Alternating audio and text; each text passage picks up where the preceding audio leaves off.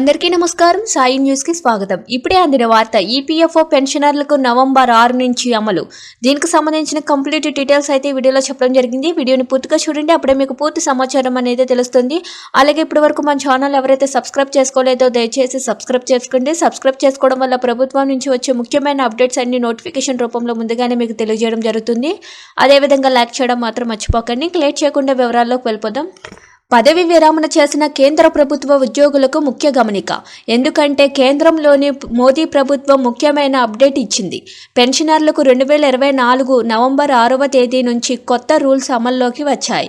ఇకపై అన్ని pension applications తప్పనిసరిగా పెన్షన్ ఫామ్ 6A ద్వారా ఆన్లైన్లోని సబ్మిట్ చేయాలి. భవిష్యత్ లేదా HRMS 2.0 పోర్టల్ ద్వారా మాత్రమే ఆన్లైన్ అప్లికేషన్ ప్రాసెస్ కంప్లీట్ చేయాలి.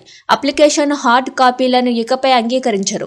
పెన్షన్ పాలసీలను డిజిటలైజ్ చేయడానికి, క్రమబద్ధీకరించడానికి ప్రభుత్వం ఈ కొత్త రూల్స్ తీసుకువచ్చింది. సిబ్బంది ప్రజా ఫిర్యాదులు పెన్షనర్ల మంత్రిత్వ శాఖ పరిధిలోని భారత ప్రభుత్వ పెన్షనర్ల సంక్షేమ శాఖ ఓ నోటిఫికేషన్ రిలీజ్ చేసింది. గతంలో పెన్షన్ అప్లికేషన్ ఫామ్స్ పేపర్పై జరుగుతుండేవి.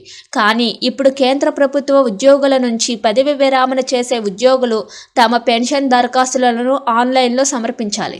పదవి విరమణ చేసే సిబ్బంది సౌలభ్యం కోసం గతంలో ఉన్న అన్ని రకాల పెన్షన్ ఫామ్స్ కలిపి సింప్లిఫైడ్ పెన్షన్ ఫామ్ 6Aను తయారు చేశారు. దీనికి CCSలోని 53, 57, 58, 59, 60 పెన్షన్ రూల్స్ సవరించారు.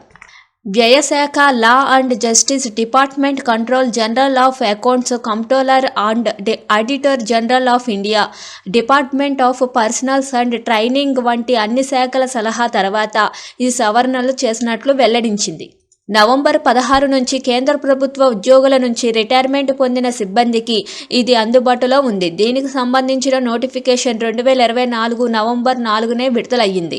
పెన్షన్ ప్రాసెస్ను మరింత సమర్థవంతంగా సులభతరం చేసేందుకు ఈ ఆన్లైన్ పోర్టల్స్ అందుబాటులోకి వచ్చాయి. ఈ మార్పుల్లో భాగంగా పెన్షన్ ప్రాసెస్లను సరిగ్గా నిర్వహించేందుకు సంబంధిత అధికారులకు ట్రైనింగ్ ఇవ్వాలని ప్రభుత్వం నిర్ణయం తీసుకుంది. Thank you for watching this video.